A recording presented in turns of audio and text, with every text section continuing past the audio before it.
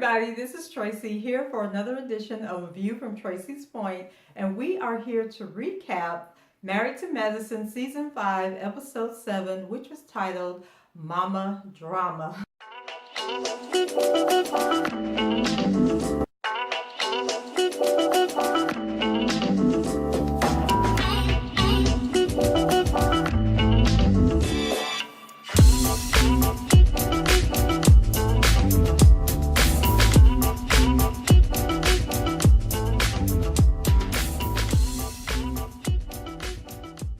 So in this episode, Heavenly attempts to make peace with Miss Lucy, but ends up in disappointment. Dr. Jackie ponders giving Curtis a second chance, and Quad declares her independence after her big fight with Dr. G.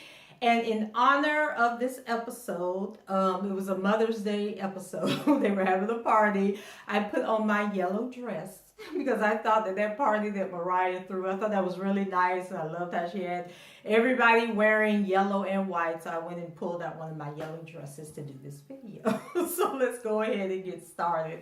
So the show opens up where we left off in the previous episode with Quad, and Quad went to get her list of complaints that she's been growing or writing down in her journal for Dr. G. And while she was gone, remember, he stormed out the house and jumped into that Mini Cooper and sped off. And I was like, y'all are so silly.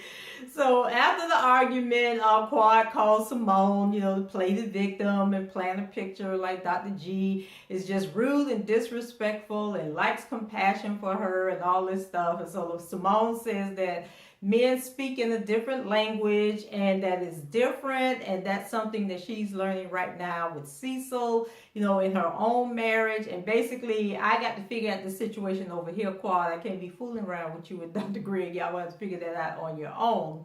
So Quad, she's talking about she has a hole in her heart and in her chest, and that she just can't believe how Dr. G is treating her. And I'm thinking, like, Quad is really living this fairy tale life where she lucked up and found this doctor and married this man and thought that she didn't have to put anything into the relationship, that she just got to show up and be beautiful in the morning, and that's all that she has to do. But she's learning that marriages take work, and then she probably feeling herself also because she has this TV show that for the life of me, I can't understand why that Sister Circle even made it to the air, let alone is still on. And they done canceled TV One over there, done canceled News One now with Roland Martin, and now I'm hearing that they get ready to increase Sister Circle to 2 hours. Like, who is watching that show? That show, oh my God, it was horrible.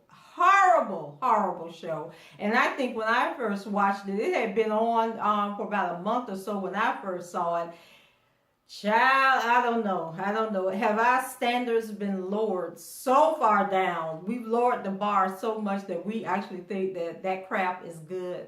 Like, I don't know. Maybe they didn't get better. I don't see how they could have, because they were so low down. I don't understand how they could have gotten that much better. But then again, I didn't like The Real when it first came on. I thought it was real hood and ghetto, and then they got Tamar for that. And so now I enjoy The Real a little bit more. But then a friend of mine told me that I just support black people in it. That's why I sit there and watch The Real. It's not that I think it's a good show. It's just that I like the people on the show and want them to succeed. So maybe the people that's watching Sister Circle just want Quad and them to succeed, because that show is crap.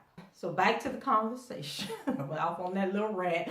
Simone asks Quad if she knows that Dr. G, whether or not Dr. G loves her, but Quad says that she's not sure whether he loves her or not. She don't even know why she's there. And so Simone asks her if she's done everything that she could in her power to get what she wants from Dr. G. And Quad says that she feels like she has. I don't know what that equated to. So Simone tells her, don't give up, because she's not a quitter. And Quad, says that she knows she's not a quitter, but she ain't no fool either, and she ain't finna be letting Dr. G run all over her. So then later on in the episode, Quad picks up Toya, acting all extra. She tells Toya that they are going house hunting, and that she needs some space of her own. So Quad looking at her like, girl, you better stop playing. So like clockwork, as soon as Toya gets in the car, Dr. G calls, and so Simone puts him on speakerphone. And I'm just like, who does that? Like, your man or your husband call you, and you got somebody in the car, and you just put them on speakerphone, and don't tell them that you put them on speakerphone.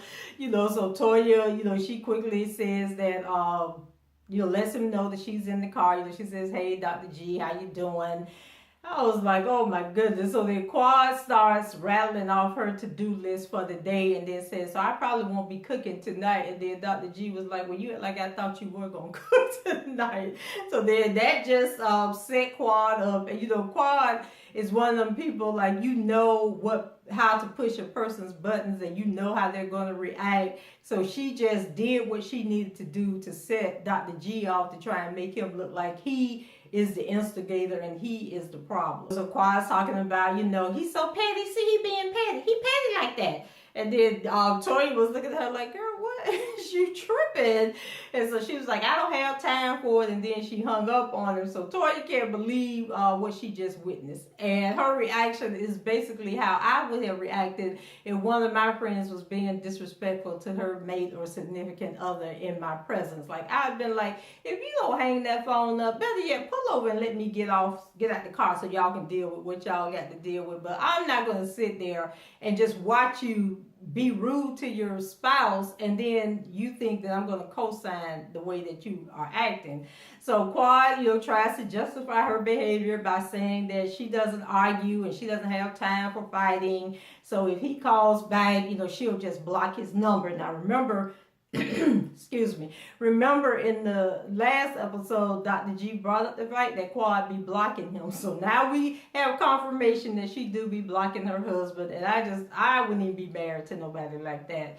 So Toya, gets all emotional, and keeps repeating, Quad, don't do that. Don't do that. Don't do that. And at one point, I think Toya actually started crying. She was kind of upset, by what was going down in her presence. So what Toya should have been saying is, you're a selfish, self-centered asshole, and if your husband doesn't deserve better, why don't you leave and go find this mystical, magical figment of your imagination that you seem to think exists? Because I really don't see Quad finding another man that's going to spoil her like Dr. G has spoiled her, and she just do whatever she want to do, spend all the man money, and all he asking for is a baby, and she won't even give him a baby.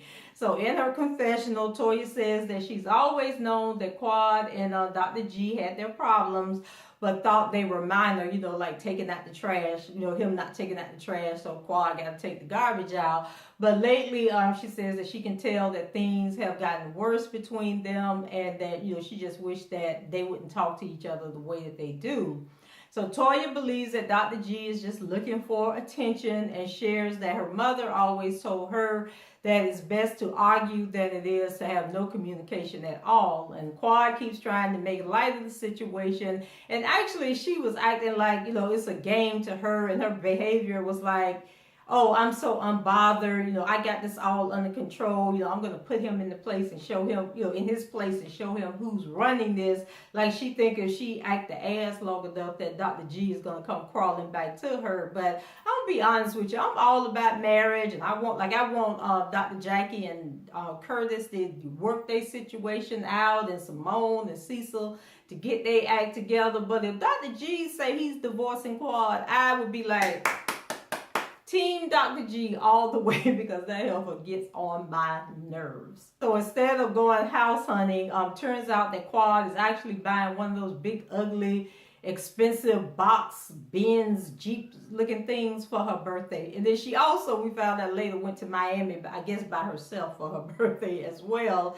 And so the guy told her that with all the customization, because Toya was just, oh my God, it's so beautiful. And look at the red brakes. So I guess red brakes on a Benz is sort of like red bottom shoes. I don't know. But, Toya was impressed with the vehicle. And then the guy said that it was 170 $170,500 for this vehicle. And so to add to her disrespect for her marriage, Quad lets Toya know that she hasn't discussed the purchase with her husband and doesn't feel that she needs to because it's her money that she's paying for. And I thought when you got married it was y'all money and that you got to talk these things over.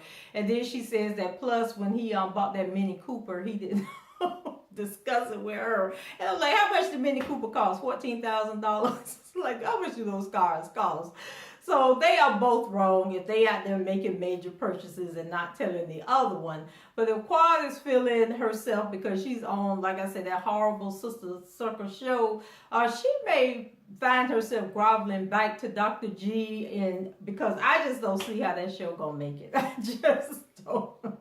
I don't know if TV One. I need to look up the ratings for that show and see what the ratings is, because I'm thinking that TV One, since they said they canceled News One now because it was too expensive, maybe they're just going the cheap route. They know ain't nobody watching their shows. They probably ain't paying these sisters that much money, and they probably like, we could just fill some airtime. People tired of watching Different World all morning long. And what's the other show? Different World and Living Single. We've been watching them same episodes. They don't even give us the full however many seasons they was on the air. We just get like so many episodes from each season and then be trying to pat it together. But we go through them episodes about 20 times in a year. So they just throwing something on TV for people to watch who we tune in to the station, and they really don't care. So Quad, you better watch yourself before TV One gets sold to another network and everything on that channel be gone. So unfortunately for Quad, she said something about she wished she could buy love, but you can't buy love, and marriage requires communication,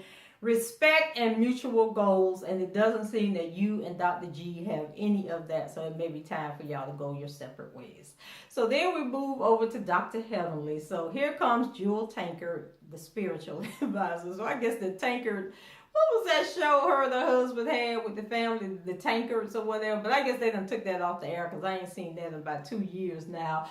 So Heavenly says that people like to keep bringing up her religion when she makes mistakes. But when you walk around acting holier than thou, Heavenly, that's what people do. The first thing they're going to say is, how are you a Christian? How are you a God-fearing woman, but you cussing people out and acting the fool out in the streets? That's just human nature.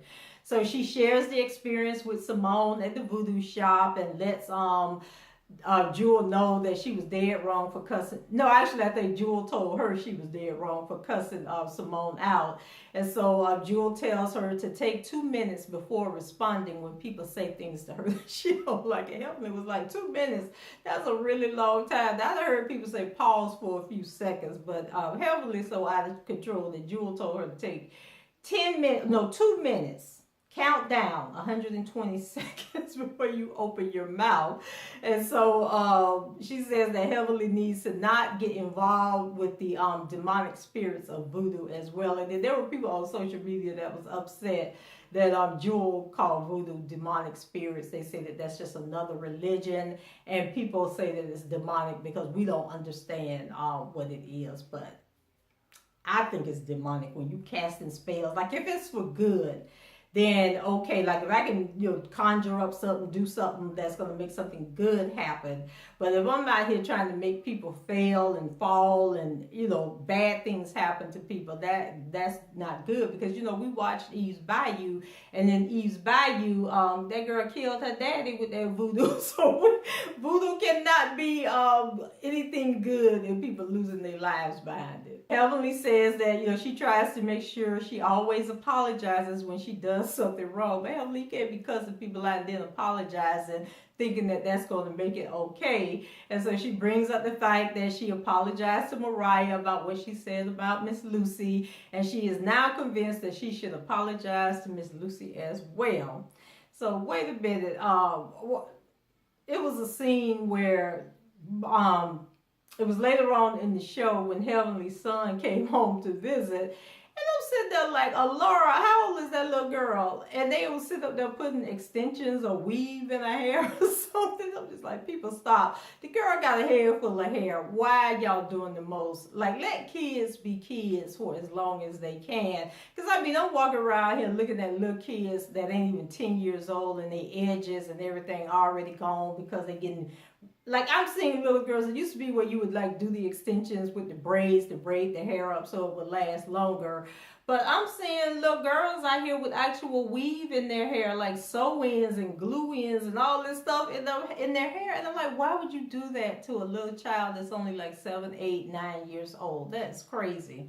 So, like I said, the son was coming home, and he is a pre-med student, I think they said, at the University of Georgia. And so he comes by to visit, and Heavenly starts grilling him about why he doesn't allow them to come visit him at college. And I'm thinking, if you paying the tuition, and University of Georgia ain't no cheap school.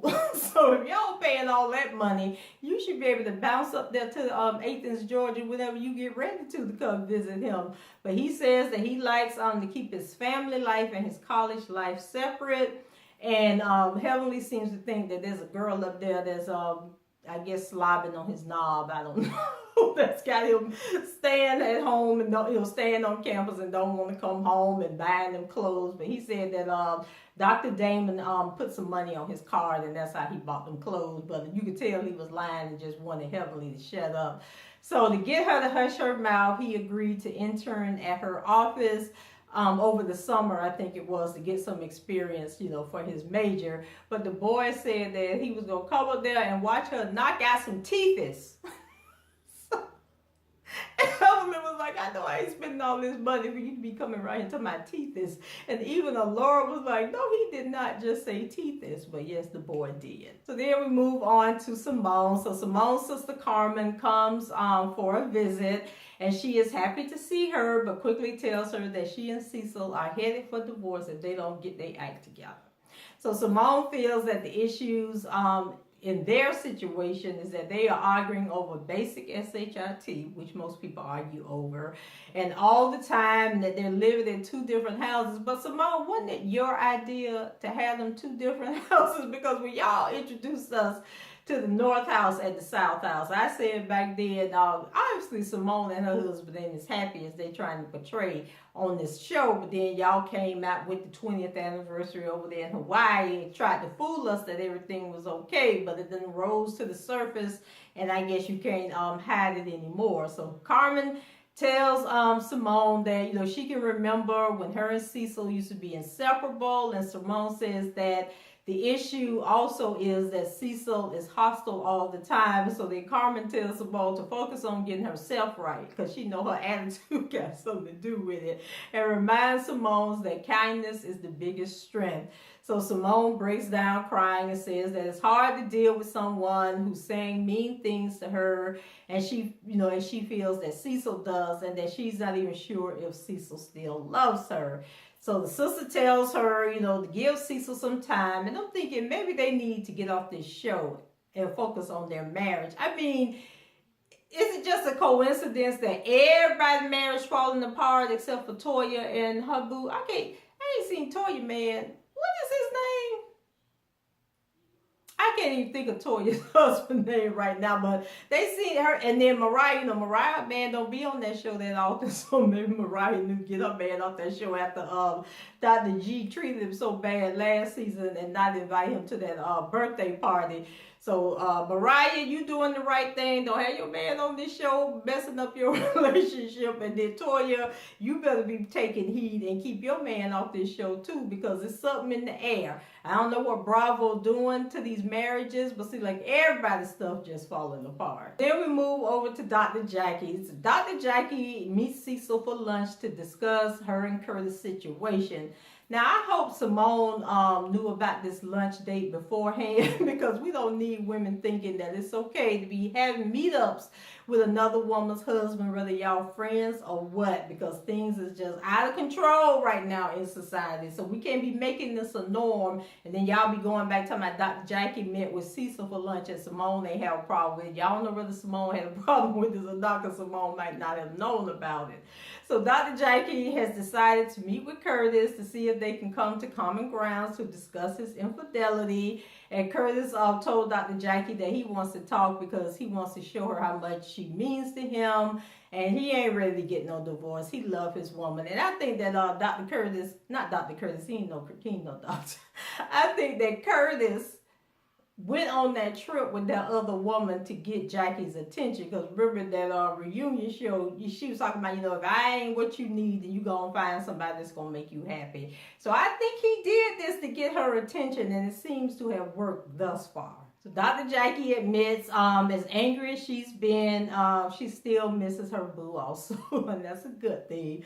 However, she doesn't want to give Curtis the idea that she accepts bad behavior, but she's willing to forgive him this one time. He gets a one-time pass, since he owned up to cheating and, apologized and said he made a mistake. So Cecil is happy to hear that Jackie is open to talking to Curtis, because he wants his friend back.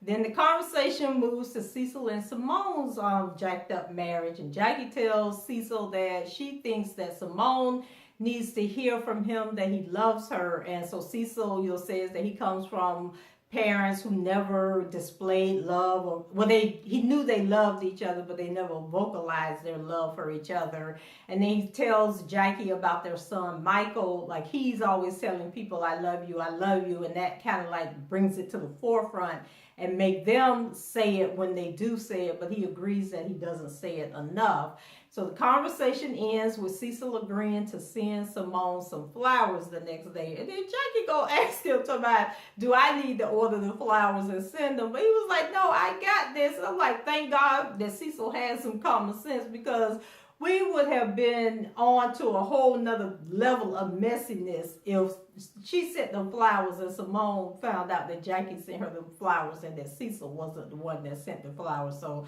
I'm glad Cecil was like, I'm sitting at the house doing nothing all day. I can call the florist and order my wife some flowers. We had a brief scene with Toya, and her mom comes to town for Mother's Day, and of course Toya is happy to see her.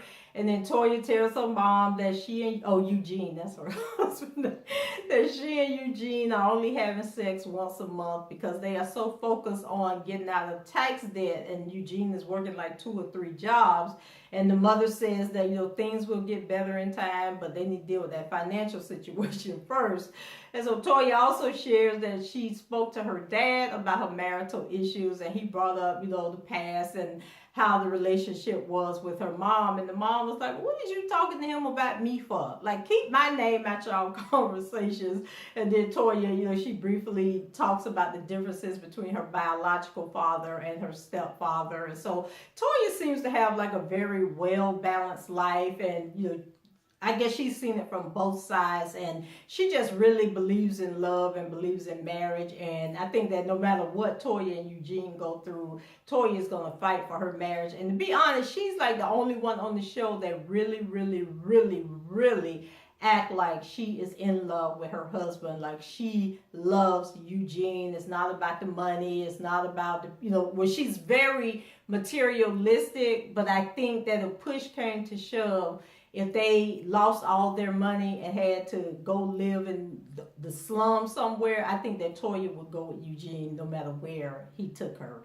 because she really loves him. Last, we get to Mariah. So Mariah is putting together a Mother's Day brunch to honor Miss Lucy. It has invited all the women, and it looks like there is rain in the forecast because they were putting up like a tent.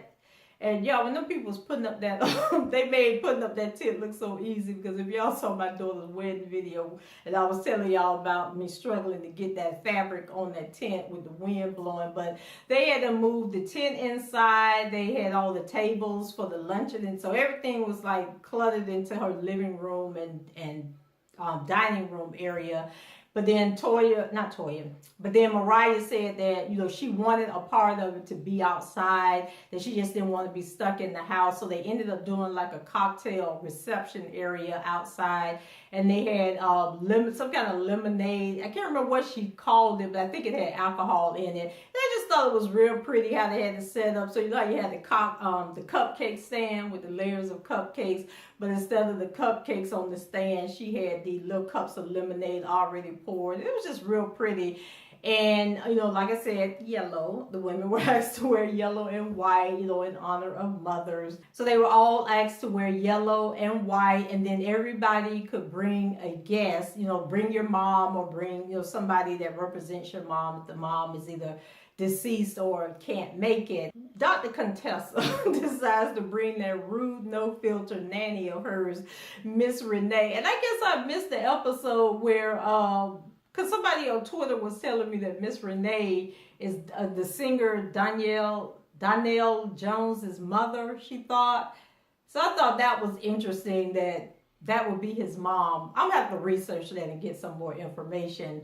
But Janice was on this episode, so she showed up. Jackie, Simone, and Heavenly, they all came without guests.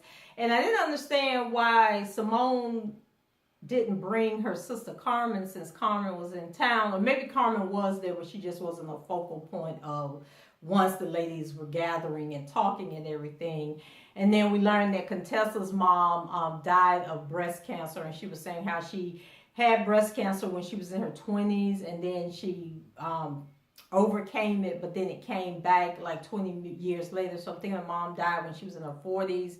But she said when it came back, by the time they found it, it had left the breast area, and I guess was in all the bones and the vital organs and everything. And she said that her mom died a very painful death. So my heart goes out to Contessa, because that's got to be a horrible thing. And then that means that it probably happened when she was like in her teens or early 20s. So my heart goes out to Contessa for that. Simone and Heavenly get into a tit for tat when Heavenly says that her feet hurt, and Simone suggests that she should have worn more comfortable shoes. Like, we all done tried to be cute before, Simone, and then they had them shoes on and find out that we got to stand in line, or it ain't no tables and chairs left wherever we going because we didn't get there early enough. So leave Dr. Heavenly alone. So when Toya arrives with her mother, everyone's talking about, how beautiful and young looking that her mother is. And her mother was a very attractive lady. So meanwhile, Miss Renee is getting her drink on a little bit too much. And the more she drinks, the more disrespectful she is towards Contessa. And she even says that she has a certain nickname for her. And say, I call her the Black Doctor Bitch. And she's like, really, Miss Renee? And then Miss Renee jokes that she does what she wants, even though Contessa pays her. Everybody kind of laughing like, well, you need to be fired. And when Mariah makes her grand entrance, Simone and Heavenly get annoyed because she's wearing this blue. I don't know, was it dress blue? It looked maybe it was like a really light blue, but it had like this sequin design in it. But it wasn't yellow and it wasn't white. Heavenly says that Mariah always does the most to stand out amongst everybody else. So when Mariah introduces Miss Lucy to Miss Renee goes on another rant about how Contessa is not better than her because she's a doctor. And at this point, Heavenly and the others wonder why Contessa won't check her. And I'm wondering why she won't fire her. But I guess good help. People that's good with your kids is hard to find. So you may have to put up with a little disrespect to have somebody nurturing and loving, taking care of your kids. And Contessa says that she doesn't want to disrespect her elders. And I'm like, child, please, the woman would have been called an Uber and sent on her merry way. So she was just rude and making a scene the entire dinner. And at one point, she yelled across the room to let Contessa know that she left the tag on the dress that she had bought her for Mother's Day. And she said, but the tag is still on here. And I'm like, well, dang, did Contessa dress you? Like, you didn't know that the tag was still on the dress when you was putting it on? You couldn't feel the tag? I don't know what's wrong with Miss Renee. She might have a few screws loose, or she might have some kind of mental health issues, or she just needs to stop drinking. So while everyone is eating, Mariah confirms to them that Quad didn't tell her that she wasn't coming. So Toya was like, Quad clearly didn't feel the need to tell Mariah that she was going out of town for her birthday. She said, but the letter will probably come a week later. Because remember, when Quad claimed that she had done sent something to Mariah telling her she was uninvited. I think it was for Dr. G's birthday on the last season. But whether Quad told anybody or not, nobody seemed to miss the fact that Quad wasn't there, so I don't think it was a big deal. Then the conversation goes to Jackie and Cecil having that lunch together. So Simone announces to the group that Jackie had lunch with my husband. And the way she said it, I said, okay, well, maybe Simone didn't know that Jackie was going to meet with Cecil. Jackie, you better watch that or y'all be done fell out. And then Jackie says that her meeting with Cecil was amazing. And when she brings up the little boy Michael, Simone admits that her and Cecil never say I love you to each other, but you know, she pretty much says the same thing that Cecil said about the little boy, like how I guess he brings the love energy into the house and make them want to do better. And then Toya asks Heavenly if it would be okay for her to call Dr. Damon, and Heavenly was like, hell no, we ain't even gonna joke about that. Like, you won't no woman be having lunch or dinner with my husband, whether I know about it or not. We ain't even opening that door. So Mariah gets up to give a speech and lets Miss Renee know that she needs to chill the hell out. That she said it in a nice, nasty way, but Miss Renee got the hint, shut up and stop cutting up, acting the fool.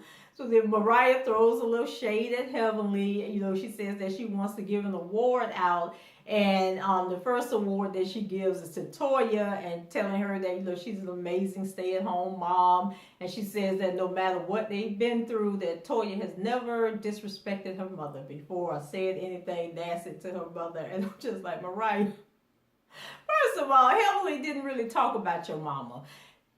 Y'all was running y'all mouths like y'all typically do, and then you said something and Heavenly responded, your mama, which is a common phrase that people use when they want you to shut up. But Heavenly must have been feeling some kind of way and thought she was wrong, because she went to Laura and asked Laura, if you were having an argument or a disagreement with somebody and they said your mama, would you be offended by that? Do you think that would be rude? And so Laura was like, yeah, that would be rude. So even if the little baby know that it's rude, Dr. Heavenly, just go ahead and apologize to the lady. So after giving Toya her award, Mariah calls up Miss Lucy and she gives her an award. And remember, Miss Lucy had a stroke, so it's good that Mariah understands the severity of that. You know, that our parents aren't going to be here forever and we need to honor them while they're still here. So then Heavenly tells Simone that she's ready to go apologize to Miss Lucy, but she's nervous that it will go left and she don't want to have to beat up Miss Lucy at the party. So Simone says that she's going to go over there with Heavenly, but the only reason she's nervous is because of the shade that Mariah threw at the when she was giving the award. And so Miss Lucy might be feeling some kind of way in that moment. But despite that, you know, Heavenly goes over, you know, she put a big girl drawers on and grabs Simone and they going over there to apologize to Miss Lucy. So Heavenly, you know, she said, excuse me, and she explained why she was there, and she tells Miss Lucy that she, you know, had already apologized to Mariah in New Orleans, but she also wanted to apologize to her and say she was so sorry, you know, if she offended her, you know, she was wrong and everything. And then Miss Lucy goes say that I can't forgive you, Heavenly, because that won't be godly. And I'm thinking, like, what Bible is Miss Lucy studying when somebody apologizes to you and you say that you can't forgive them because it wouldn't be godly? Like, isn't that what God is all about? God is about love, and it's about forgiving people and giving people a second and third and fourth chance. But Heavenly, you know, she took a deep breath. She accepted what Miss Lucy had to say and wished her a happy Mother's Day anyway. And so then when she went to walk off, she gonna tell Dr. Jackie, why you didn't say something? Why you didn't come over there and say something? You were supposed to say something. And Dr. Jackie was like, well, what was I supposed to say? I wasn't going over there and let Miss Lucy beat my mind. So they all scared of Miss Lucy, but Dr. Heavenly, you just gonna have to give Miss Lucy a little time. Just give her a little time to mellow out and realize that she can't be holding on, because that might be why she had that stroke, because she be holding on to stuff for too long. And the older you get, the less you stress you need to be carrying around with you. So overall, I think the whole event was really nice, and then it ended with they did like a butterfly ceremony, where I know it was Jackie, Contessa, and then one other person, and they had like these dish gardens that were covered in glass, and they had butterflies in them. And then when they took the glass dome off, the butterflies were supposed to fly away, and it was supposed to represent the people who had lost their mothers, whose mothers are no longer there. But the butterflies, I don't know if they were suffocating under that glass or what was going on, because when they lifted the glass, the butterflies didn't want to go away, so they had to like shoot the butterflies and get them to fly away. But then one of the butterflies, I think it got on Mariah's dress, and then she went to flick the butterfly off, and the butterfly landed on the ground. And then I think she stepped on the butterfly. So that was like the only real glitch in the whole afternoon. It was a beautiful event. It was nice that the ladies, I always say, when they can come together and get along and there's no arguing, cussing, and fussing. So aside from the butterfly dying and Miss Renee having too much to drink and just making a complete butt of herself, it was a beautiful event and pretty good episode overall. So guys, let me know what you thought about the episode. Rate the video, leave your comments below. Subscribe to the channel, share the video on your social media platforms, and until the next time, if I don't talk to you guys before then, everybody have a safe New Year's Eve and a blessed New Year. And may all your resolutions come true and everything that you want to happen in 2018 is bestowed upon you. So until the next time, guys, bye-bye.